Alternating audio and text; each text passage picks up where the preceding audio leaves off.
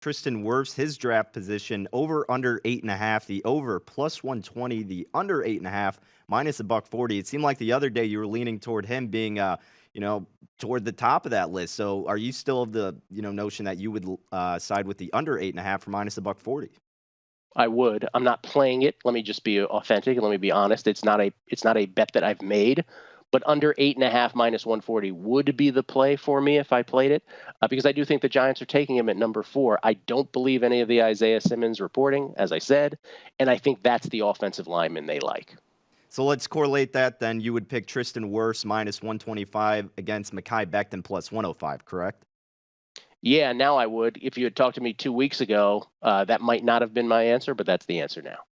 That's one of those to me that I'm just going to completely stay away from. If the value was Yeah, better with Becton, I would maybe lean that way just because of that and that sole purpose. But really, for me, I just got to stay away from that prop as of this point. it's a yeah, it's a total stay away. That's why I say it's not a bet that I'm making. Mhm. You're just throwing them out here. I'm just batting them back.